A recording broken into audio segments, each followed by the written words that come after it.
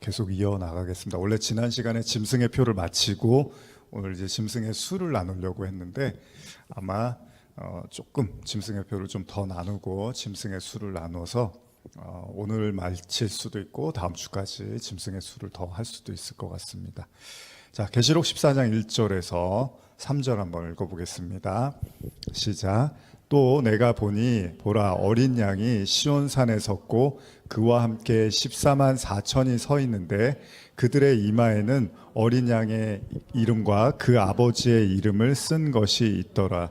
내가 하늘에서 나는 소리를 들으니 많은 물소리와도 같고 큰 우레소리와도 같은데 내가 들은 소리는 검은 고 타는 자들이 그 검은 고를 타는 것 같더라.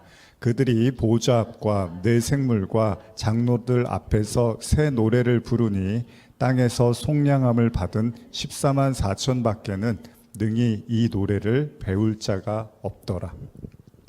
제가 14만 4천의 이야기를 이제 입맞은 사람들의 이야기를 말씀을 드리면서 어린 양의 그 이마에 어린 양의 이름과 그 아버지의 이름이 쓰여 있다라고 기록이 되어 있고, 그래서 짐승의 표를 받은 자들도 이마나 또 오른손에 오른팔에 이제 그 표식이 적혀 있다고 했잖아요. 근데 그 내용을 제가 이제 같이 비교하기 위해서 하나님의 백성의 이마에는 어린 양 혹 하나님의 이름이 새겨져 있다. 그래서 그걸 우리가 하나님의 소유라고 했잖아요. 근데 그게 눈에 보이느냐? 보이는 게 아니라고 했습니다. 여러분, 성령으로 세례를 받았다고 제자들이 성령을 받잖아요. 사도행전 2장에서. 그래서 성령 받고 성령으로 인치셨다고 하는데, 그러면 이마에 무슨 성령 받았다고 여기 도장이 찍히는 게 아니듯이 바로 하나님의 소유가 되었다라는 것을 상징적으로 의미하는 걸 이마에 인치심을 받았다고 하는 것처럼 오른손이나 이마에 짐승의 표를 받았다는 것도 바로 이 세상 왕을 상징하는, 그리고 이 땅에 속한 자들이라는 것을 상징하는, 그러니까 곧 그들이 짐승의 소유로서 그 표를 가지게 된다는 말씀에서 제가 이제 이 내용을 읽어드렸던 거죠. 그래서 14장 3절에 보시면 이 14만 4천에 대해서 새 노래를 부르니 땅에서 속량함을 받은 14만 4천 밖에는 능히 이 노래를 배울 자가 없더라라는 이야기를 하고 있는 거죠. 그러니까 그들이 원래부터 인치심을 받은 게 아니라 원래는 이 세상에 속한 자들이었는데 이 땅으로부터 속량을 받은 자들이라는 거죠. 바로 애굽의 노예처럼 바로를 왕으로 삼고 그 바로의 말을 듣고 살던 사람들이었는데 모세를 통해서 하나님이 그들을 애굽에서 이렇게 끄집어냈죠. 속량함을 받게 된 거죠. 이들을 바로 이제 구원받은 자라고 하고, 계시록에는 바로 그들을 14만 4천, 입맞은 14만 4천으로 묘사를 하고 있는 겁니다. 그래서 지난 시간에도 말씀드린 것처럼 인치심을 받은 사람이 있고 인치심을 받지 않는 사람이 있고 짐승의 표를 받은 사람이 있고 인치심도 안 받고 짐승의 표도 안 받고 이런 게 아니라는 거예요. 그리고 짐승의 표도 그게 우리가 알고 있는 눈으로 보이는 어떤 표식, 뭐 어떤 그 신분증이라든지 뭐 기술과 과학의 발달로 인해서 뭐 이마나 손목에다 넣을 수 있는 그런 신분증이면 빼면 또 되잖아요. 그럼 뭐 한 번 받으면 다시 빼면 되죠. 요새 기술이 얼마나 좋은데요. 그럼 뭐 한 번 받으면 뭐 못 빼는 게 아니란 말이에요. 근데 그런 걸로 인식을 하면은, 그러면은 예수님을 안 믿었는데 그 표를 안 받은 사람은 그럼 뭐예요? 구원을 받는 거예요? 그런 건 아니라는 거예요. 그러니까 성경은 천국에 들어가든지 천국에 들어가지 못하면 지옥에 간다고 말을 하지, 천국에 가는 사람이 있고 지옥에 가는 사람인데 애매한 중간 단계 뭐 연옥이라는 뭐 그런 데 머무르고, 우리 기독교는 그런 말을 하는 게 아니란 말이죠. 그러니까 하나님의 인치심을 받든지 아니면 짐승의 표를 받든지 이렇게 둘로 결정이 되는 건데, 원래 모두는 우리가 이제 제가 지난 시간에 설명 못 드렸는데, 그러면 가인이 아벨을 죽이잖아요. 근데 하나님이 자신의 제사를 받지 않자 가인이 화가 나서 아벨을 죽인단 말이에요. 그게 이제 예수 그리스도를 모형하는 겁니다. 그래서 희생을 당하는 거예요. 근데 가인이 아벨을 죽이듯이 우리도 사실은 예수를 다 죽이게 되는 거예요, 결국. 그래서 우리가 예수를 죽인 자들인 거잖아요. 그런데 문제가 뭐예요? 가인이 아벨을 죽였는데 하나님이 아벨이 어딨냐 그럴 때 내가 아우를 지키는 자니까 그런단 말이에요. 그때 하나님이 이제 혼을 낸단 말이에요. 너희 아우의 피가 땅에서 그 신원하는 그 그 한 맺힌 피로 이제 부르고 있다. 그러면서 가인이 이제 그럼 난 어떡합니까? 이제 너는 이제 벌을 받게 될 거야. 그랬는데 그때 하나님이 가인의 표를 준단 말이에요. 가인에게 표를 준단 말이죠. 근데 그게 사실은 그 죄를 상징하는 거고, 동시에 그러면 사람들이 나를, 동생을 죽인 사람으로 나를 사람들이 받아들이겠습니까? 나를 죽이려고 하지 않겠습니까? 그러니까 뭐라고요? 하나님이 너를 죽이려고 하는 자를 7배나 벌할 것이다 라고 말씀을 하시는 거예요. 그게 뭐예요? 너나 모든 인간이나 다 똑같다는 얘기를 하는 거란 말이죠. 그러니까 가인 혼자 아벨 죽였다는 얘기를 성경이 하고 싶은 게 아니라 모든 인간은 다 아벨을 죽일 수밖에 없는 죄성을 가지고 있고, 그게 가인의 표로 나타나는 겁니다. 그러니까 신약에 넘어와서 계시록의 언어도 결국 하나님으로부터 속량받지 못한, 그 인치심을 받지 못한, 말씀으로 성령으로 인치심을 받지 못하면 그 자체가 이미 가인의 표, 짐승의 표, 땅의 사람으로 살게 되는 거라는 거죠. 그래서 뭐 이마나 뭐 손목에다가 뭐를 받으면 이제 끝장이라고 빼면 되잖아요. 받았는데 빼면 또 안 되는 거예요. 한번 받으면 이제 끝난 거예요. 회개해도 아무 소용이 없는 거예요. 그런 게 아니라는 거죠. 그러니까 이거는 상징이라는 겁니다. 하나님의 사람들은 이마에 그 하나님의 것이라는 거고, 짐승의 표를 받은 자들은 짐승의 소유가 되었다는 겁니다. 자, 15장도 그래서 읽었었는데 한 번 더 읽을게요. 1절에서 3절입니다. 계시록 15장 1절에서 3절입니다. 시작. 또 하늘에 크고 이상한 다른 이적을 보매 7 천사가 7 재앙을 가졌으니 곧 마지막 재앙이라 하나님의 진노가 이것으로 마치리로다.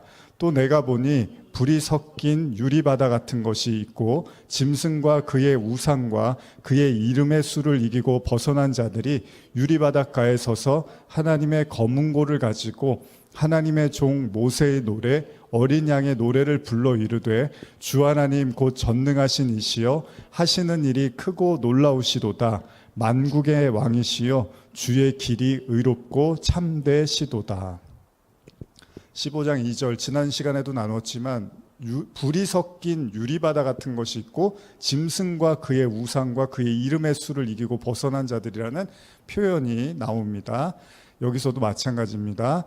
단순하게 짐승의 표를 주셨는데 그 표를 거부한 자들, 뭐 이렇게 생각할 수도 있는데, 지금 말씀드린 것처럼 다른 측면으로 보면 모든 인간이 다 원죄를 가지고 있고 그 가인의 표를 가진 자들이란 말이에요. 그러면 모든 인간은 짐승의 표를 받을 수밖에 없는 죄의 상태에 머무를 수밖에 없는 존재니까 거기서 속량함을 받았다라는 겁니다.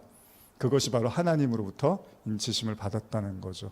그래서 우리가 출애굽기에 이제 그 짐승에게 경배하는 내용들을 제가 종종 나누곤 하는데, 자, 모세가 이제 시내산에 올라가서 하나님의 말씀을 받기 위해서 시내산에 올라가고 모세가 보이지 않습니다. 그러니까 사람들이 이제 이를 벌리게 되죠. 여러분 잘 아시는 거죠. 출애굽기 32장 1절에서 6절 한번 찾아서 한번 읽어볼까요? 출애굽기 32장 1절에서 6절입니다. 자, 한번 찾으신 분들 같이 읽어보겠습니다. 백성이 모세가 산에서 내려옴이 더딤을 보고 모여 백성이 아론에게 이르러 말하되 일어나라 우리를 위하여 우리를 인도할 신을 만들라.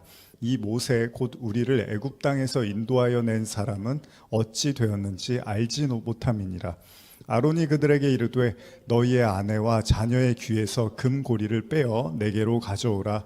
모든 백성이 그 귀에서 금고리를 빼어 아론에게로 가져가매 아론이 그들의 손에서 금고리를 받아 부어서 조각칼로 새겨 송아지 형상을 만드니 그들이 말하되 이스라엘아 이는 너희를 애굽 땅에서 인도해낸 너희의 신이로다 하는지라. 아론이 보고 그 앞에 제단을 쌓고 이에 아론이 공포하여 이르되 내일은 여호와의 절이리니 하니 이튿날에 그들이 일찍이 일어나 번제를 드리며 화목제를 드리고 백성이 앉아서 먹고 마시며 일어나서 뛰놀더라. 자, 잘 아신 내용입니다. 이스라엘 백성이 하나님이 이제 대리자, 하나님의 대리자 모세가 보이지 않자 어떻게 하죠? 하나님을 이제 만들어내야 돼요. 모세가 보이지 않으니까 불안하기 시작합니다. 그래서 하나님을 대신할 거, 그러니까 모세가 없으니까 하나님을 대신할 무언가를 만들려고 했던 것이 금송아지, 이제 송아지 형상에다가 뭐 우리가 이제 금 귀걸이, 금가락지를 이렇게 뭐 다 녹여갖고 뭐 금 귀걸이, 어떤 경우에는 이제 녹여서 금 송아지 형상을 만들었다고도 하는데, 어쨌든 간에 이제 뭐 송아지에다가 금 치장을 했다 이렇게도 볼 수 있습니다. 그러면서 이게 우리 신이라고 칭송을 하는 거예요. 근데 이 일 때문에 하나님이 뭐라고 하시냐면 7절 한번 계속 읽어볼까요? 7절 이하입니다. 시작. 여호와께서 모세에게 이르시되 너는 내려가라. 내가 애굽 땅에서 인도하여 낸 내 백성이 부패하였도다. 그들이 내가 그들에게 명령한 길을 속히 떠나 자기를 위하여 송아지를 부어 만들고 그것을 예배하며 그것에게 제물을 드리며 말하기를 이스라엘아 이는 너희를 애굽 땅에서 인도하여 낸 너희 신이라 하였도다. 여호와께서 또 모세에게 이르시되 내가 이 백성을 보니 목이 뻣뻣한 백성이로다. 그런즉 내가 하는 대로 두라. 내가 그들에게 진노하여 그들을 진멸하고 너를 큰 나라가 되게 하리라. 금송아지를 만들어 놓고 경배를 하니까 하나님이 뭐라고 하십니까? 진멸하시겠다고 하죠. 무슨 얘기입니까? 하나님이 아닌 것에 하나님처럼 생각하고 그것을 경배하고 예배하면 심판이라는 거죠. 하나님을 대신할 우상을 자신의 손으로 직접 만들어 버립니다.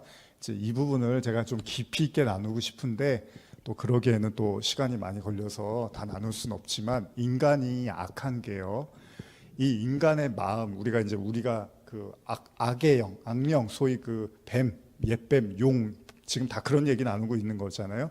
사람 자체도 이미 죄에 오염이 되어 있기 때문에 끊임없이 하나님을 대체할, 또 하나님처럼 믿을 수 있는 어떤 것을 만들어 놓거나 아니면 설정해 놓고 그것을 계속해서 절하거나 우상 숭배를 하게 되는 게 인간의 속성이라고 말합니다. 바울이 로마서에서 이야기를 하죠.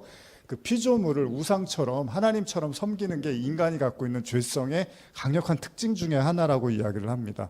자, 그게 뭐냐면요, 여러분, 진짜 하나님을 보고 싶은 건 아니에요. 진짜 하나님을 만나고 싶은 건 아니에요.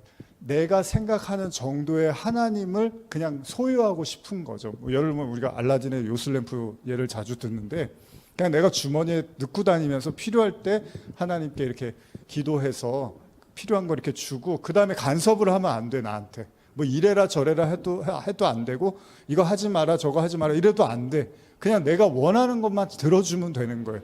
근데 지금 오늘날의 기독교가 대부분 그 하나님을 믿고 있는 거예요.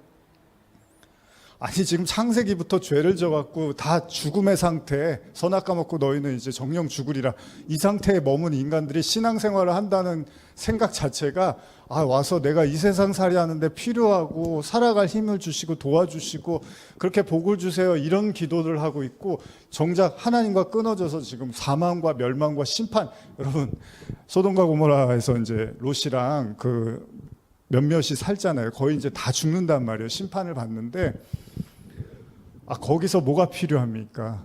천사가 나타나갖고 롯에게 이제 심판을 경고를 해요. 이 소돔과 고모라가 이제 다 멸망당할 거야. 근데 거기서 제일 중요한 게 뭡니까? 거기서 빠져나오는 게 제일 중요한 거잖아요.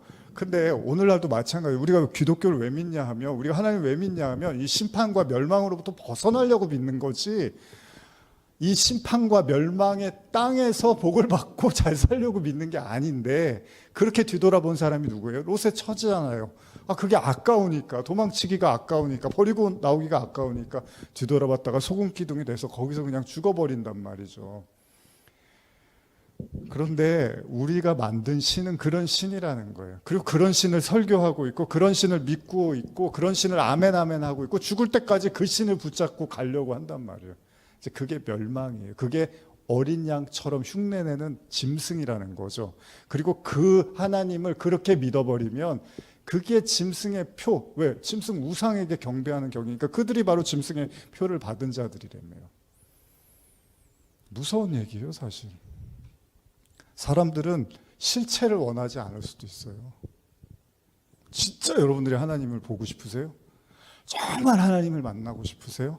정말 예수님을 따르고 싶으세요? 이러면 예, 그렇죠. 근데 진짜 하나님이 나타나서, 여러분 이사야서라든지 에스겔서나 진짜 하나님이 나타나 보세요. 감당이 되겠습니까?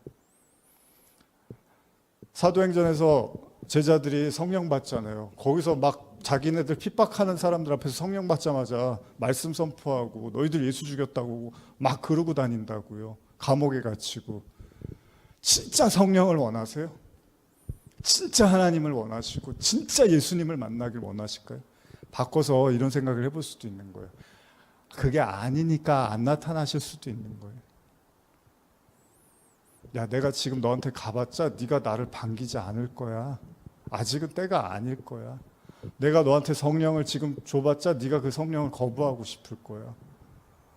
그럴 수도 있는 거 아니에요. 그래서 때 이런 얘기, 요새 전도서 이야기하면서 하나님이 정한 때, 기한 때가 있고 기한이 있다라는 말씀하는 게 그런 거거든요. 때가 돼야지 받아들일 때가 오는 거잖아요. 그렇지 않을 때 인간은 계속해서 어떻게 합니까? 자기가 만든 신을 섬기는 거예요. 그게 유대인들이고, 제가 뭐 단내가 나도록 말을 하는 게, 유대인들이 믿는 하나님은 하나님이었습니까? 아니었습니까? 하나님이 아니었어요. 아직도 예수를 기다리고 있다니까요. 메시아를 아직도 기다리고 있다니까요. 예수가 왔는데.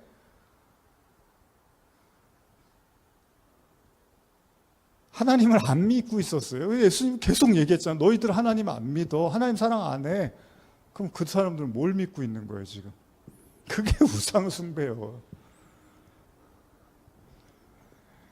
이게 간단한 얘기가 아니거든요, 사실. 정말 이게 무서운 얘기고 진지할 얘기인데, 오늘날 제가 성도들 보고 하면 그냥 뭐 다 교회 나오면 뭐 일단 뭐 다 구원 받은 걸로 생각하고 그냥 그러고 시작을 하잖아요, 다들. 뭐 그 사람이, 제가 이제 그런 생각을 했어요. 말씀 준비하다가, 우리 자주 하는 얘기지만 여러분들이 누가 대신 여러분들 때문에 죽어야 될 만큼 그렇게 잘못이 있다고 생각하시나요? 여러분 지금까지 살아온 인생을 돌아봤을 때 나 대신 누가 대신 죽어야 될 정도로 여러분들이 잘못 사신 것 같으세요?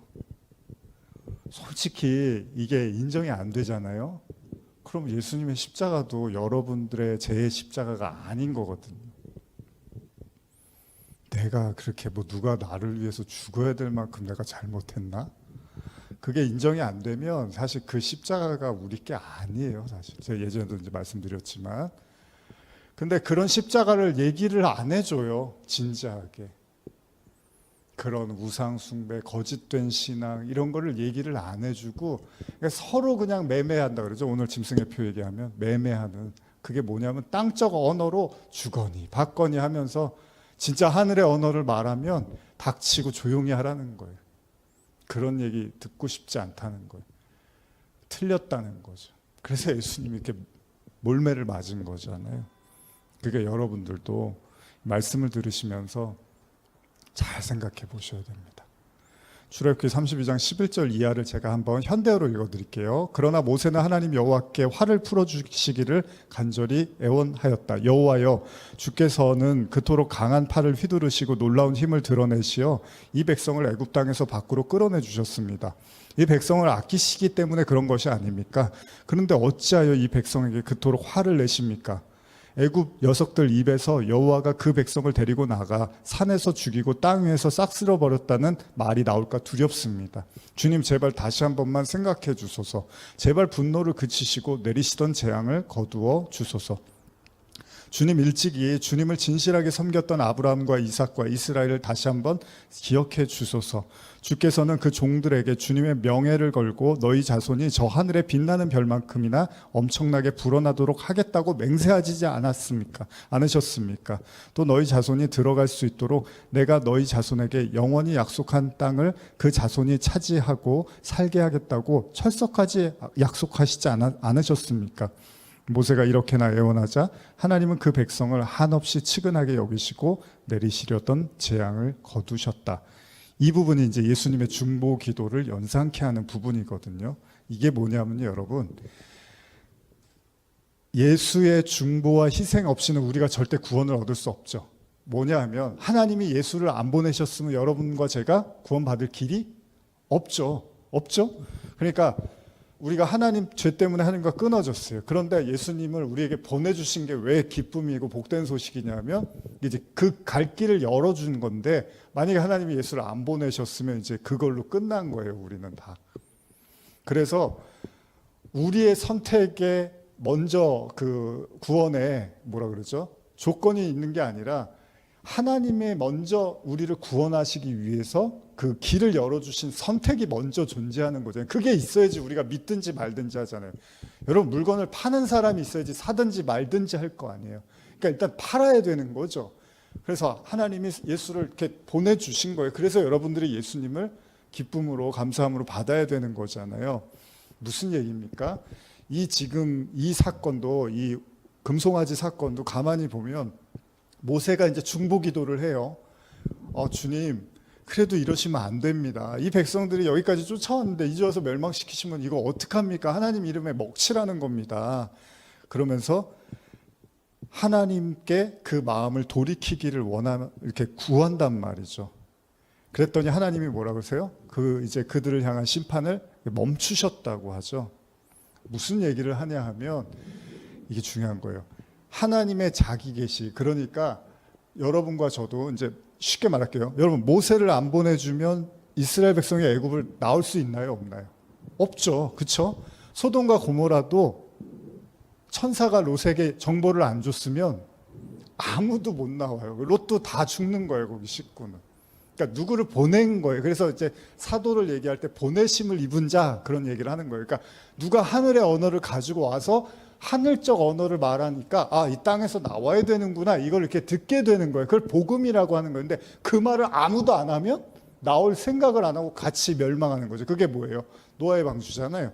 노아의 방주도 하나님이 노아를 부르시고 방주를 만들라고 하시지 않으면 노아를 비롯한 그 누구도 살아남을 수가 없는 거예요. 그러니까 그 정보를 누군가 보내심을 받은 자가 말을 하고 그 말을 듣고 이제 나오는 거예요. 끌고 나오는 거예요. 그러니까 구원은 뭐냐면 여러분들의 선택과 의지보다는 하나님의 선택으로 여러분이 끌려 나온다고 보시는 게 맞는 거죠. 그래서 롯이 소돔과 고모라에서 끌려 나오는 거예요. 천사들에 의해서. 근데 무슨 얘기입니까? 우리 스스로의 의지를 가지고는 그 하나님을 제대로 직시할 수 있는 힘이 없다는 거. 다시 말하면 모든 인간은 지금 금송아지 사건이 이 이스라엘 백성의 잘못된 모습을 단면적으로 보여준 게 아니라 모든 인간이요, 하나님의 도움, 그러니까 모세의 중보기도, 예수 그리스도의 은혜 없이는 절대 하나님을 제대로 인식할 수 없다는 겁니다. 그래서 우리가 올해 표이기도 하죠. 예배하는 자가 신령과 진정으로 예배한다고 사마리아 여인한테 예수님이 하실 때 뭐라 그래요? 예배할 때가 온다 그러죠. 예배할 때가 온다. 지금은 아니라는 거예요. 근데 예배할 때가 오는데 그때가 되면 너희가 신령과 진정으로 예배드려. 그게 뭐예요? 성령을 중심으로 해서 진리로 예배드릴 때가 온다. 언제? 죽으시고 부활하시고 성령이 오면 너희가 그때 비로소 예배를 하게 돼. 근데 그게 없이는 예배를 못 드리는 거예요. 그래서 유대인들 향해서 예수님이 가짜라고 얘기하신 거예요. 그 제사 하나님 안 받으셔. 말라기서에서 그러죠. 너희들이 언제 나한테 제대로 된 제사 드린 적 있어? 이런다고. 제사만 드리던 사람들한테 하나님이 제사 드린 적이 있냐고 그런단 말이에요. 하나님의 자기 계시 없이는 예배도 못 드리는 거예요, 인간은. 그 예배를 드린다고 드리는 예배가 뭐가 되는 거예요? 우상 숭배가 되는 거죠. 그래서 그 우상 숭배를 제자들이 어떻게 해요? 자기 스승 예수가 십자가에 못 박히는 형국으로 나타나는 거죠. 예배드린다고 하는, 유대인들이 예배드린다고 했는데 그 예배가 예수를 죽이는 형국으로 나타나는 거죠. 여러분들이요, 진짜 하나님을 향해서 온전한 경배와 예배를 드릴 수 있는 유일한 방법은 하나님의 도우심이 없이는 불가능하다는 겁니다. 자, 계시록 언어로 제가 말씀드리면 짐승의 우상에게 경배하는 짐승의 표를 받은 자들로서, 예를 들면 그들은 하나님의 그 속량함, 어린 양 예수 그리스도의 도움이 없으면 그냥 짐승의 표로 마감하게 되는 거예요. 사실 짐승의 표를 나누며 이 짐승의 표를 받은 자와 예를 들면 거절한 자에 대해서 이제 뭐 굳이 이렇게 구체적으로 다루지 않을 수도 있는데, 뭐 그게 아니냐. 그러니까 무슨 말이냐면 짐승의 표를 받았는데 속량함을 받아서 입맞은 자가 됐거나, 아니면 짐승의 표를 거부해서 입맞은 자가 됐거나, 이거를 뭐 굳이 구분하지 않을 수도 있습니다. 그게 그거라고. 그런데 제가 이제 그럼에도 불구하고 모든 인간이 죄인이니까 그 죄의 상태에 머물러 있는 자체가 짐승의 표를 받은 상태니까 금송아지를 우리도 놓고 절할 수밖에 없는 존재인데 하나님의 은혜로 속량을 받게 됐으니까 그걸 짐승의 표를 벗어났다라고도 말할 수 있다는 겁니다. 물론 이 해석의 차이가 그다지 중요하지 않을 수도 있습니다. 그럼에도 불구하고 제가 말씀드리고 싶은 거는 처음부터 의롭고 깨끗한 사람, 그래서 짐승의 표가 아니라 처음부터 하나님의 인치심을 받은 사람은 없다는 거예요. 그런 사람은 없습니다, 이 세상에. 그럼 예수가 필요 없는 거예요.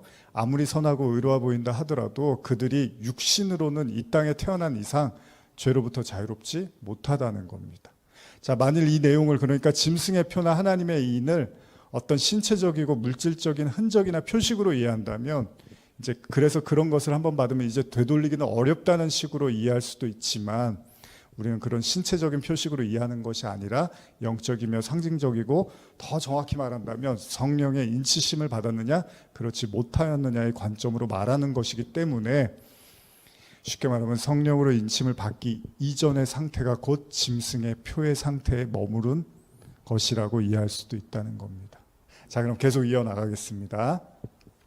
그러니까 원래 모든 인간은 스스로의 힘으로는 죄, 용, 옛뱀, 사단의 거짓으로부터 빠져나오기 어려운 상태에 있었습니다. 그래서 출애굽기 말씀처럼 이제 하나님을 어떤 우상화하고 자신을 위한 신, 우상 숭배를 할 수밖에 없는 짐승에게 경배할 수밖에 없는 존재라는 거예요. 그걸 출애굽기에 지금 금송아지 사건으로 여실하게 보여주고 있는 겁니다. 그러니까 하나님의 말씀과 도움, 모세의 중보, 도움, 가르침 없이는 계속해서 우상 숭배를 하는 게 인간이라는 거예요. 그래서 바울도 성령을 통해서 복음을 깊이 깨닫고 우리가 예전에도 나눴지만 이제 로마서 3장을 제가 중요시 보는 게 이제 예전에도 우리가 계시록 나누면서도 바울의 계시록이라고 제가 표현을 했는데 또 바울이 이렇게 외경에 보니까 바울의 계시록이 또 있긴 있더라고요. 근데 그거 말고 로마서를 이제 바울이 계시록적 언어로 사용했다고 이제 제가 표현을 하고 싶었던 건데 이 인간 존재에 대한 적나라한 표현이 있죠. 제가 한번 다시 읽어드릴게요. 뭐 많이 우리가 반복하는 구절이니까. 자, 로마서 3장 10절 이하입니다. 기록된 바 의인은 없나니 하나도 없다. 일단 바울이 얘기하죠. 이 세상에는 아무도 의인이 될 수 없다는 거예요. 두 번째 11절 깨닫는 자도 없대요. 그러니까 스스로 그걸 깨달을 수 있는 자가 없다는 거예요. 이 얘기도 포함되는 거예요. 이 세상에 의인이 없다는 걸 깨달을 수 있는 사람이 없대요.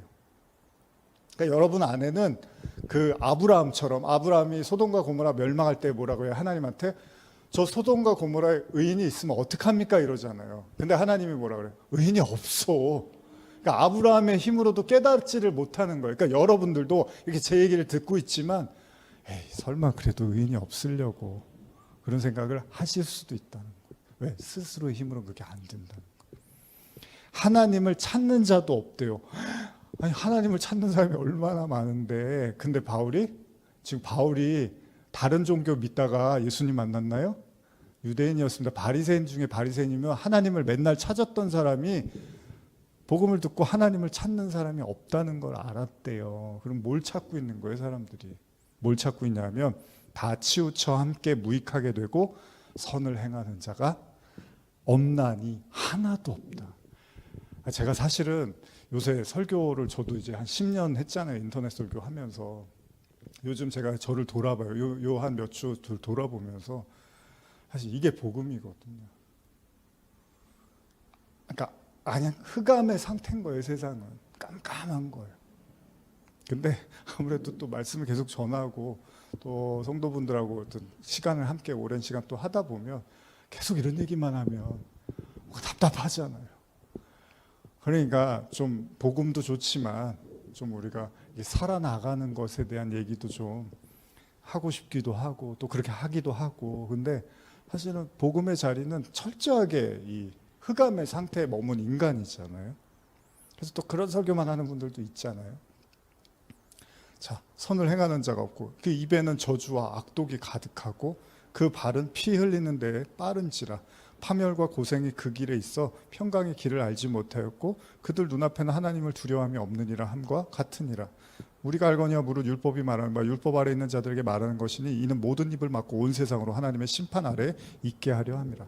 아마 로마서 3장만 찢으면 로마서가 그렇게 부담이 안 될 거예요.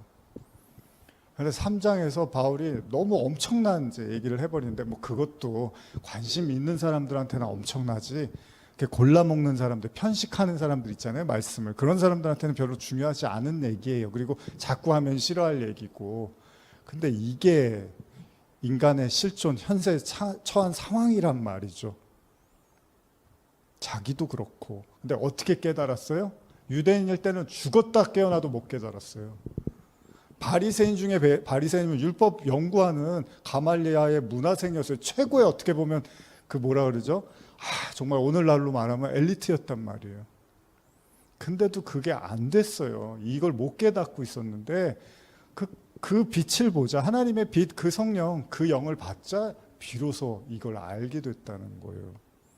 이게 하늘의 언어라는 겁니다, 여러분. 하늘의 언어는 이 땅에 대한 정확한 바르게 볼 수 있는 시각과 정보를 제공해 주는 거예요. 그러니까 혼자만 끙끙 앓고 있는 거예요, 바울이.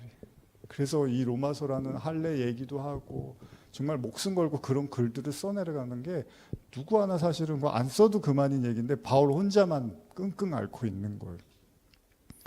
그래서 그가 성령을 경험하고 이런 고백을 하죠. 에베소서 2장 1절에서 6절 한번 찾아볼까요? 에베소서 2장 1절에서 6절입니다. 자, 에베소서 2장 1절에서 6절 한번 읽어보겠습니다. 시작. 그는 허물과 죄로 죽었던 너희를 살리셨도다.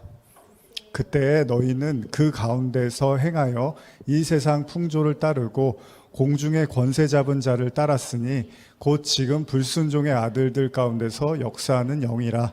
전에는 우리도 다 그 가운데서 우리 육체의 욕심을 따라 지내며 육체와 마음에 원하는 것을 하여 다른 이들과 같이 본질상 진노의 자녀였더니 긍휼이 풍성하신 하나님이 우리를 사랑하신 그 큰 사랑을 인하여 허물로 죽은 우리를 그리스도와 함께 살리셨고 너희는 은혜로 구원을 받은 것이라. 또 함께 일으키사 그리스도 예수 안에서 함께 하늘에 앉히시니. 제가 지난 시간에도 잠깐 말씀드렸는데 그리스도와 함께 우리를 살리시고 뭐라고 하죠? 함께 일으키사 그리스도 예수 안에서 함께 하늘에 앉히셨다 그러죠. 그러니까 이게 이제 거듭났다는 표현을 이렇게도 쓰는 건데 여러분들 안에 그리스도가 있으면 바로 하늘에 앉히신 거예요. 여러분들 하나님의 하늘의 자녀가 됐다는 얘기를 하는 거고 그걸 입맞은 14만 4천이라든지 하늘의 사람으로 묘사를 하는 것으로 우리가 이해할 수 있다는 겁니다. 바울은 자신을 포함한 모든 자들이 공중권세 잡은 자를 따르는 진노의 자녀였지만 하나님의 사랑으로 인해서 그리스도 예수 안에서 죽고 다시 살리심을 통해서 예수와 함께 하늘에 앉히셨다라고 말을 하는 거예요. 그래서 하나님의 나라가 너희 안에 있다고도 그렇게 표현을 하는 거예요. 그거를 바로 하늘의 존재, 하나님의 인치심을 받은 자가 되었음을 고백한 겁니다. 그래서 에베소서 1장 13절 한번 그것도 찾아보실까요? 바로 옆에 장이죠. 시작. 그 안에서 너희도 진리의 말씀 곧 너희의 구원의 복음을 듣고 그 안에서 또한 믿어 약속의 성령으로 인치심을 받았으니. 다시 말하면 짐승의 표 666과 하나님의 인치심을 단순한 미래적 개념의 신체적이고 물리적인 표식이 아니라 이미 성경을 살아가는 모든 자들에 대한 하나님의 말씀이고 지금 오늘날 우리에게도 적용할 수 있는 말씀이라면 인간은 원래 애굽 노예살이를 했던 이스라엘 백성처럼 짐승의 표, 짐승의 소유와 그 영향권 하에서 세상 권세와 거짓 진리를 참으로 믿고 그 우상을 섬길 수밖에 없는 존재였지만 이제 예수 그리스도의 공로로 성도는 그 짐승의 표를 벗어나 하나님의 인치심을 얻게 된다는 겁니다. 그렇기 때문에 이 짐승의 표에 대해서 좀 더 구체적인 이제 설명, 짐승의 수에 대한 말씀을 좀 나누려고 하는데 다시 한번 계시록 13장 18절로 가볼까요? 오늘 주제 구절이죠.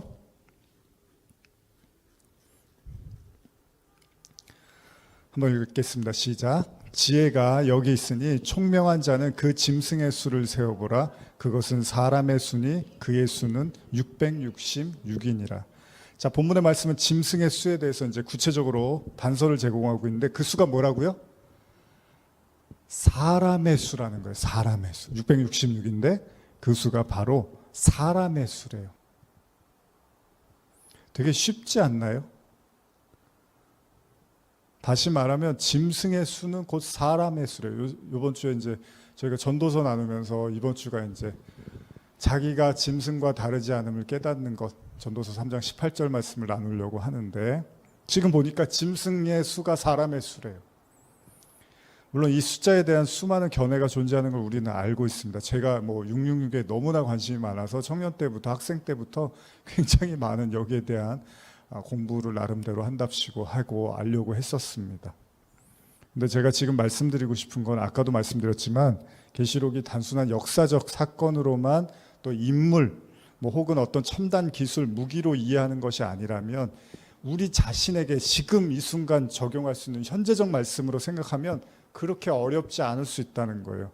일단 주석을 보면 두 가지 견해가 있는데, 먼저는 숫자를 해독해서 어떤 역사적 인물을 지칭하는 경우가 있습니다. 근데 이미 과거에 죽어버렸잖아요. 그럼 그건 미래적 개념이 아닌 거잖아요. 네로 황제라든지. 그런데 저는 그것이 그런 어떤 숫자적 해독을 통한 역사적 인물을 지칭하는 것이 아니라 상징적, 신앙적 의미라고 접근해서 말씀드리고 싶은데, 이에 대해서 주석을 한번 읽어드릴게요. 상징적 의미로 이해하는 해석이다. 숫자의 상징적 의미에서 예로서 7교회, 그죠? 7인, 7나팔, 7대접, 24장로, 14만 4천, 입맞은 자, 새 예루살렘의 성곽에 144규빗 등을 들 수 있습니다. 이와 같이 666은 어떤 사람의 이름의 알파벳 숫자와 관련된 것이 아니라 완전수인 7에서 1이 모자란 수, 불완전한 6을 3번 포개해 놓은 것으로 인간의 불완전성과 완전에 대한 마귀적인 모방. 그래서 예수님은 흉내내는 거예요. 그러니까 666은 흉내를 내는 거예요. 흉내. 777이 아니에요. 현혹성, 저주 등을 의미하며 우상 숭배와 신성 모독을 상징한다고 봅니다. 이제 주석의 내용을 읽어드렸고요. 실제로 고대 사회에서 하나님을 표현할 때 그 완전수로서 7을 썼는데, 성경에도 7이 많이 나오잖아요. 그래서 7번째 날에 하나님이 모든 걸 만드시고 안식을 하신단 말이에요. 그게 7의 수를 쓰는데, 그런 의미라면 6이라는 숫자는 그 7에 미치지 못하는 하나가 부족한 거예요. 그래서 인간이 언제 창조되죠? 몇째 날? 6째 날 창조가 되는 거예요. 그러니까 사람의 수라고 하는데 또 6째 날인 거예요. 666인데 또 6째 날이네요. 그리고 그 6째 날에는 인간만 만드셨느냐? 아니요, 짐승도 만들었어요. 짐승과 인간이 6째 날 만들어졌는데 또 사람의 수, 짐승의 수 666 이렇게 나오네요. 그러기에 6째 날에 창조된 인간은 반드시 어떻게 가야 돼요? 6에서 끝나면 안 됩니다. 성도는 6에서 7로 넘어가야 돼요. 7이 뭐예요? 안식으로 가야 되는 거예요. 그러니까 여러분과 저는요, 6째 날 태어나서 그 그리스도로 말미암아 7, 안식에 이르러야 되는 거예요. 이게 성경입니다. 이게 창세기의 원리입니다. 첫째 날, 둘째 날, 셋째 날 해서 7째 날까지 가야 되는 거예요. 그렇게 되면 그런 자를 8, 8이라고도 하는 거예요. 그래서 예수님이 안식 후 첫날 부활하셨다라는 표현을 쓰는 거예요. 새로운 어떤 부활한 자들, 진짜 그리스도와 함께 죽고 다시 살아난 자들을 이제 8의 개념으로도 쓰기도 하는 거예요. 그래서 노아의 방주에서 살아남은 사람이 몇이에요? 베드로서에서 뭐라 그럽니까? 8이라고 하는 거예요. 그 사람들을 8. 이 멸망과 심판에서 건져낸 받은 자, 그렇게도 이해할 수 있다는 거예요. 그럴 때 진짜 안식에 들어가는 거죠. 그게 바로 창조의 목적의 안식 완성이에요. 그러니까 하나님이 창조를 했는데 7째 날에 안식으로 끝나죠. 그러면서 창세기 2장에 천지와 만물이 다 이루었다라고 해요. 근데 예수님이 십자가에서 다 이루었다 그러죠. 그 창세기 2장일 거예요. 2장 1절인가로 제가 알고 있는데, 거기서 다 이루었다라는 걸 예수님이 십자가에서 다 이루었다라고 하는 거예요. 그러니까 여러분들이, 쉽게 말하면 여러분들이 그리스도와 함께 십자가에 죽으면, 못 박히면 다 이룬 게 되는 거예요. 그러면 그게 6이 죽고 7로 안식이 들어가는 거예요. 그럼 여러분들이 새로운 피조물이 되는 거예요. 예를 들면 요한복음 5장을 보면 38년 된 병자가 나오죠. 예수님께서 그를 찾아가시고 어떻게 해요? 38년 동안이나 이제 저희 어머니가 맨날 요즘 저한테 내가 사고 난 지 38년이 됐다 그러시는데, 제발 좀 제가 이제 기도하면서 어머니도 좀 나았으면 좋겠다고 하는데, 그 38년 동안 고통받던 그 사람을 단숨에 일으키십니다. 그리고 걸어가게 하세요. 그렇죠? 그리고 성경에 뭐라고 하냐면 요한복음 5장 8절 9절, 예수께서 이르시되 일어나 내 자리를 들고 걸어가라 하시니 그 사람이 곧 나와서 자리를 들고 걸어가니라. 이날은 무슨 날이요? 네모 뭐죠? 퀴즈. 이날은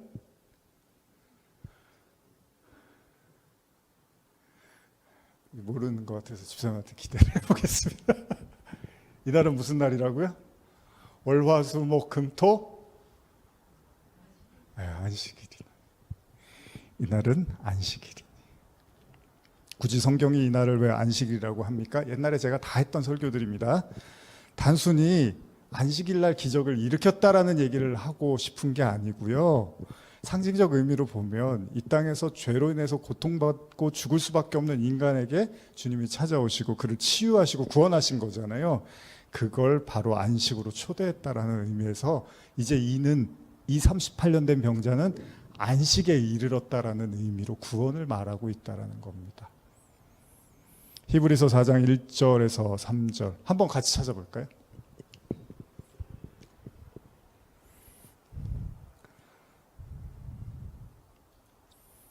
히브리서 4장 1절에서 3절입니다. 시작. 그러므로 우리는 두려워할지니 그의 안식에 들어갈 약속이 남아있을지라도 너희 중에는 혹 이르지 못할 자가 있을까 함이라.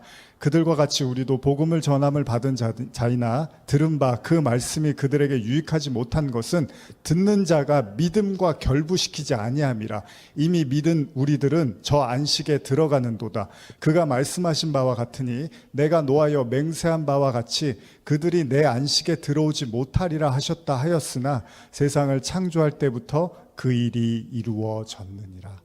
지금 세상을 창조할 때부터 안식이 있다고 얘기를 하죠. 현대로 한번 더 읽어드릴게요. 잘 들어보세요. 그러나 누구든지 원하기만 하면 하나님께서 준비해 두신 안식처에 들어갈 수 있다는 약속은 아직도 살아있습니다. 그러므로 여러분들 가운데 그곳에 들어가지 못하는 사람이 생기지 않도록 조심하십시오. 하나님께서 우리를 구원하시리라는 놀라운 소식은 모세 당시의 사람에게도 전해졌습니다. 그러나 이 놀라운 소식도 그들에게는 아무런 도움이 되지 못했습니다. 그들이 믿음으로 그 소식을 받아들이려 하지 않았기 때문입니다. 그러나 이미 하나님을 믿고 있는 우리는 그 안식처에 들어갈 수 있습니다. 하나님께서는 이 세상을 처음 만들 때 이미 그 안식처를 마련해 두시고 이렇게 말씀하셨던 것입니다. 여호와 한 번 맹세하셨으니 결코 물리지 않으시리라. 너는 영원한 제사장이 되리라. 멜기세덱을 이어받아 제사장이 되리라.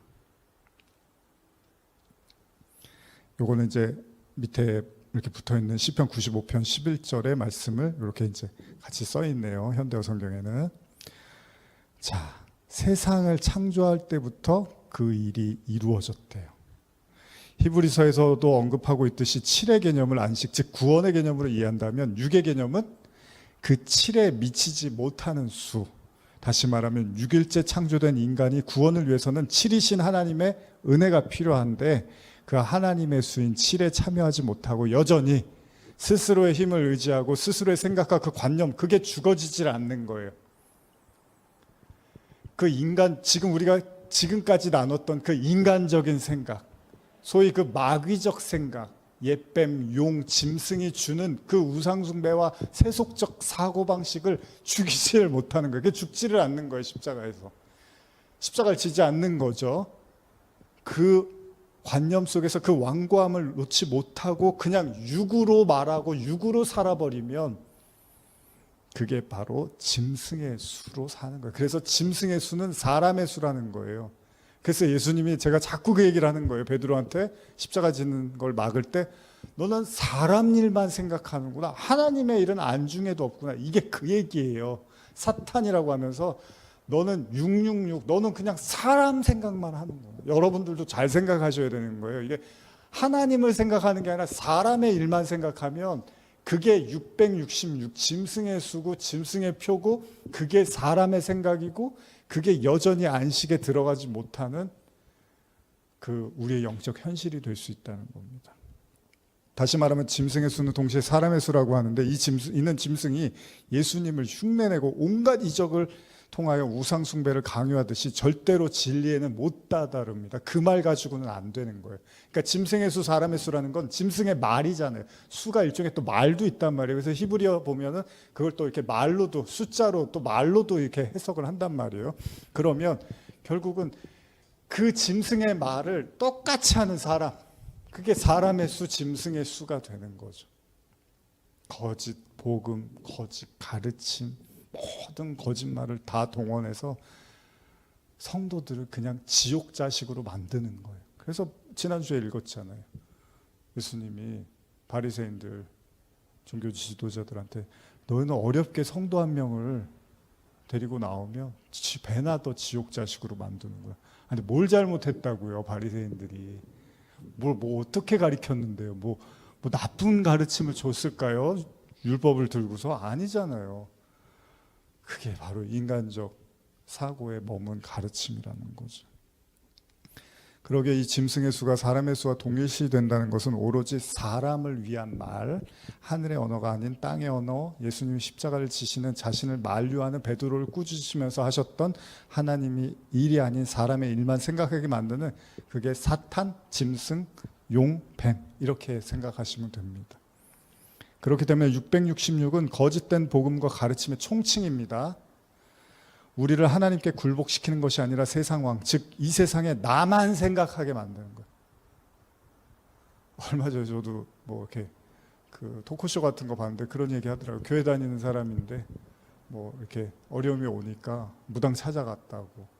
또 무당 찾아갔더니 또 다음날 교회 나갔더니 목사님이 또 그런 설교를 하시더래요. 요새 교회 다니는데 무당 찾아간 사람도 많다. 그래서 뭐 뜨끔했다고.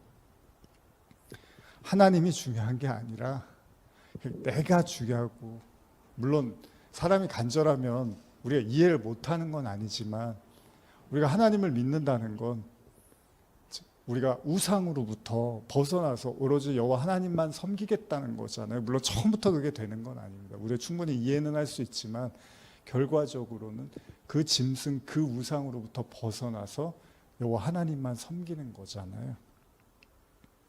그런데 하나님조차도 오로지 자기만을 위해서 존재해야 되는 거잖아요. 그래서 격화시켜서 우상으로 만들어버리고 그 말씀과 복음도 인간 수준으로 해석하고 이해해서 금송아지 격의 하나님을, 이제 자기만의 하나님을 만드는 거죠. 이게 하나님의 인치심과 완전히 대치되는 모든 가르침과 행위를 일컫는다고 볼 수 있습니다. 사실 이전에도 여러 차례 나눴지만 전도서에서는 마치 666을 짐승의 수, 사람의 수로도 표현하듯이 이 짐승과 인간과의 관계에 대해서 기묘한 구절이 나옵니다. 뭐 잘 아는 구절인데 제가 읽어드릴게요. 전도서 3장 18절, 이번 주일 본문입니다. 내가 내 마음속에 이르기를 인생들의 일에 대하여 하나님이 그들을 시험하시리니 그들이 자기가 짐승과 다름이 없는 줄 깨닫게 하려 하심이라 하였노라. 인생이 당하는 일을 짐승도 당하나니 그들이 당하는 일이 일반이라. 다 동일한 호흡이 있어 짐승이 죽음같이 사람도 죽으니 사람이 짐승보다 뛰어남이 없으면 모든 것이 헛됨이로다. 말씀 핵심이 뭡니까? 하나님의 인생을 시험하는 이유가 뭐냐면 자기가 짐승과 다르지 않는 걸 깨달으라는 거예요. 이제 이번 주에 제가 나누겠지만, 그러니까 여러분들이 내가 짐승과 다르지 않구나, 이제 여기까지 가야 된다는 얘기잖아요. 아우 저 사람 짐승이야. 뭐 이전에도 나눴지만 저 짐승 같은 사람, 아우 저 다 짐승 같은 사람이. 여러분 전도서 9장에서는 뭐라 그래요? 세상 사람 다 미쳤다고 해요. 평생을 미친 마음을 품다가 사는 게 인간이라고 한단 말이에요. 그래서 우리가 사람들 보면서 막 판단하고 평가하잖아요. 짐승 같은 사람, 아우 저거 나쁜 놈 하는데, 하나님, 그건 우리가 보는 생각이고 하나님은 그냥 다 똑같아요. 하나님이 자기 계시를 통해서 하나님의 그 말씀과 그 성령으로 거듭나지 않은 땅의 인간은 다 짐승의 수준에 머물러 있다는 거예요. 그래서 자꾸 계시록에서 뭐 자유한 자, 부자나 뭐 가난한 자나 다 짐승한테 경배한다는 말을 계속 하고 있는 거예요. 나는 아니겠지. 나는 교회를 이렇게 오래 다녔는데, 난 신앙생활 이렇게 오래 했는데, 그런 얘기하는 게 아니에요. 그 니고데모한테 왜 예수님이 그러면 거듭나라고 하시겠습니까? 그러니까 우리 인생에서 반드시 우리가 짐승과 다르지 않다는 것을 깨닫게 하시는 순간이 온다는 거예요. 물론 성도들에게는 말입니다. 그런 관점에서 666을 이해한다면 이 수는 짐승의 수인 동시에 사람의 수라고 하는데, 그렇다면 나는 절대 짐승이 아니야, 나는 절대 짐승처럼 살지는 말아야지, 사람인데 짐승이 돼서는 안 되지, 그렇다 되라는 얘기는 아닙니다. 그렇게 생각할 문제가 아니라 진짜 내가 짐승과 다르지가 않구나라는 진실한 고백이 오히려 하나님의 의도된 뜻이 담겨 있다는 겁니다. 바울이 복음을 깨닫고 뭐라고 합니까? 잘 아는 구절, 디모데전서 1장 15절. 미쁘다 모든 사람이 받을 만한 이 말이요 그리스도 예수께서 죄인을 구하시려고 세상에 임하셨도다 하였도다. 죄인 중에 내가 괴수니라. 괴수가 뭡니까? 짐승, 마귀, 악마의 왕이에요. 복음을 깨달은 바울은 짐승과 자기가 완전히 다르지 않다는 걸 알게 돼요. 제일 나쁜 놈, 제일 괴물 같은 사람이 나다. 어떻게 그렇게 느껴지십니까? 그렇게 느껴지시면 여러분들이 복음을 그래도 깊이 깨닫고 있는 거고, 그것과 나는 좀 거리가 있으면 아직 우리가 복음을 깊이 받아들인 거라고 보기는 어렵습니다. 그러니까 죄를 가리키고 죄를 깨달아야 돼요. 복음은, 교회는. 근데 그거는 안 가리키고 다른 것만 아주 뭐 선교해라, 뭐 봉사해라, 이웃들한테 뭐 도움을 줘라, 선행해라, 이런 거는 엄청 가리켜요. 뭐 사회적으로 평판 좋은 성도가 되라, 이런 얘기는 엄청 가리키고, 이 죄인 중에 괴수는 이거는 안 가리켜. 죄가 뭔지를 모르니까 나는 짐승이 아니거든요. 나는 목회 잘하고 있고 설교 잘하고 나는 성도로서 최선을 다하는데 왜 내가 짐승이야? 이러면 안 돼요. 그러니까 천사는 사탄은 광명한 천사로 나온다며요.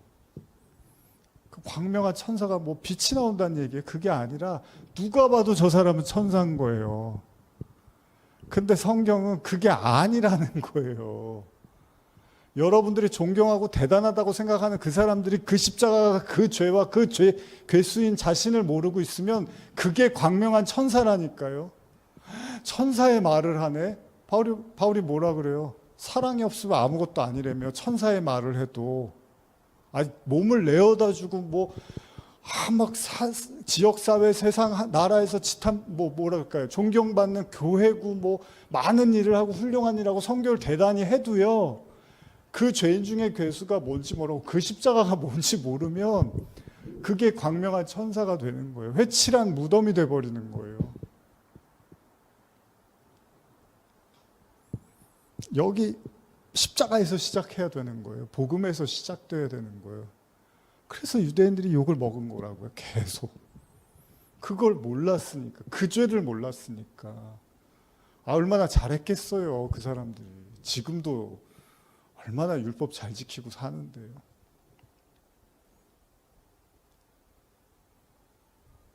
근데도 성경은 그게 신성모독이고, 당시 바리새인들 향해서 예수를 바알세불, 똥신, 귀신의 왕이라고 부르면서 얼마나 예수를 비방합니까? 그게 용의 말이었고, 예수님은 그래서 뭐라 그럽니까? 차라리 나는 죄인들의 친구다, 이렇게 말씀을 하신 거죠. 그러니까 짐승의 수에서 벗어난다는 건, 그 수를 이긴다는 건 스스로 더 깨끗해져서 스스로의 힘으로 이겨내는 게 아니고요, 자신이 하나님 앞에서 얼마나 큰 죄를 진 자임을 자각할 때 비로소 하나님의 은혜 밖에는 나를 구원할 수 있는 게 없구나라는 걸 날마다 깨달아가는 거고, 그게 바울이 날마다 죽노라, 나는 날마다 죽노라라는 고백이 그렇게 나오는 거고, 심한 고난을 받아서 정말 사형 선고를 받은 것처럼 절망과 그 괴로움에 있을 때 바울이 비로소 하나님만 의지해야 되는 거구나. 그러니까 여러분, 이게 제가 이제 영적인 어떤 말씀을 드리면, 하나님은 여러분들을 영적으로 강하게 하실 때 어떻게 하시냐면, 여러분들이 자부하고 있는 그 영적인 어떤 소스들을 무너뜨리는 쪽으로 오실 수도 있다는 거예요.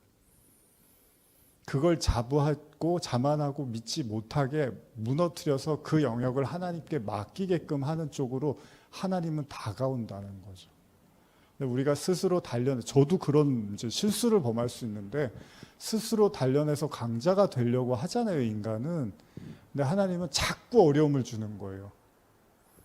그 영역을 단련시켜서 강하게 만드는 게 아니라 그 영역을 그냥 하나님께 맡기는 쪽으로 만들어 버리신다는 거죠. 그래서 우리 그 구약에 보면은 아말렉과인가요? 전쟁할 때 그 모세가 이렇게 손을 들면은 왜 이기고, 손을 내리면은 지고, 손 들었다고 그게 뭐가 다르나요? 근데 그게 그냥 하나님께 두 손 두 발 들게 만들고 그걸 승리로 이제 설명을 하시는 거죠. 그게 영적 강자예요. 그러니까 14만 4천 하나님의 인치심을 받는다. 이게 뭐예요? 100% 하나님의 은혜를 인정하는 자들만 진정한 깨끗한 자들, 그들이 진짜 깨끗하고 흰옷 입은 자들이 되는 거예요. 그래서 옷을 빨라고 하는 게 그런 얘기입니다. 여러분들의 노력과 의지를 하지 말라는 얘기가 아니라 그걸 했음에도 불구하고 결국 하나님의 은혜가 100%구나.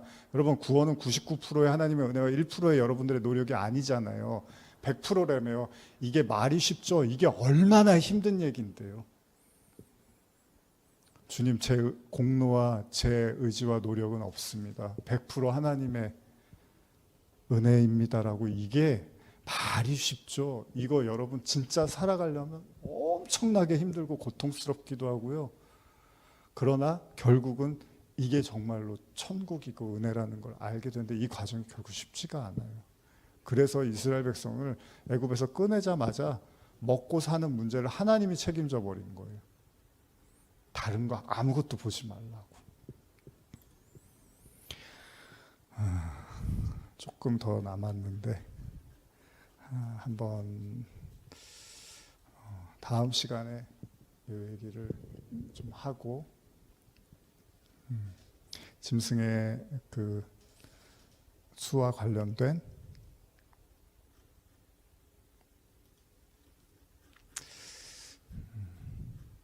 좀 한번 더 해야 될 것 같습니다. 오늘 마치기는 좀 그럴 것 같고, 다음 시간에 한번 더 하면서 이제 14장으로 넘어가면 될 것 같습니다. 그래도 많이 왔으면 지금 9시 거의 8시 50분이어서 평소보다 한 15분, 10분 정도 더 한 것 같습니다. 더 듣고 싶으신가요? 막 어쨌든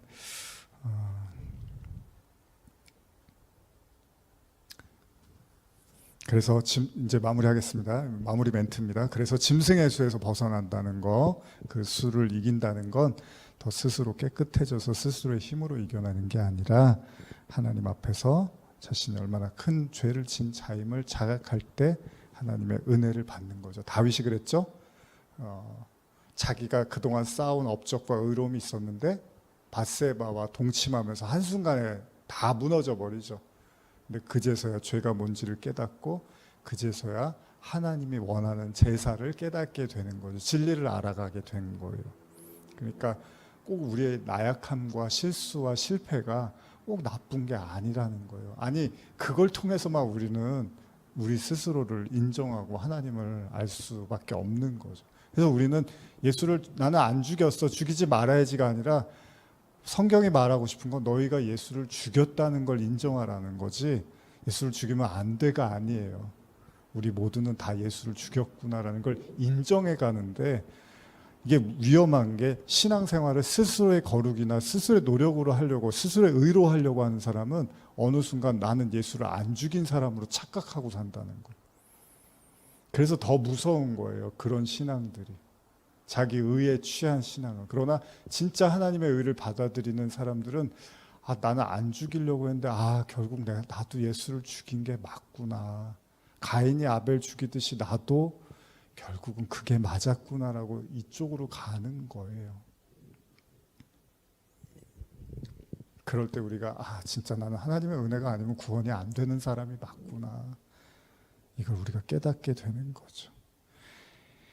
이 짐승과 관련해서 좋은 본보기가 있는데, 그럼 어떻게 우리는 이 짐승의 수에서 벗어나 안식에 이르는 하나님의 은혜로 향할 수 있는가? 이건 약간 이제 실제적인 예를 가진 말씀을 가지고 나누려고 하는데, 다니엘서 3장을 통해서 지금 계시록에 등장하는 짐승이 세상의 왕을 상징하고 동시에 그 우상에게 절하게 하는, 신성 모독하게 하는 그 특성을 보여주고 있는 이 느부갓네살 왕의 사건을 가지고 이제 여러분과 좀 나눠보려고 합니다. 이 이야기를 다음 시간에 계속해서 나누겠습니다. 기도하시겠습니다. 하나님 아버지, 지난 시간과 이번 시간 통해서 우리 짐승의 표, 짐승의 수를 나누었습니다. 우리가 생각했던 것보다 훨씬 더 심각하고 훨씬 더 어려운 현실 속에 있을 수도 있습니다. 많은 성도들이 자만하고 있고 평안하다 하고 있고, 나는 문제 없겠거니, 나는 괜찮겠거니 생각할 수도 있습니다. 그러나 하나님 말씀에 자신을 비추게 하시고 진짜 자신을 보게 하시고 그리고 하나님의 은혜를 구하게 하여 주시옵소서. 이 말씀을 듣는 모든 성도들을 축복하며 감사드리며 예수님의 이름으로 기도합니다. 아멘.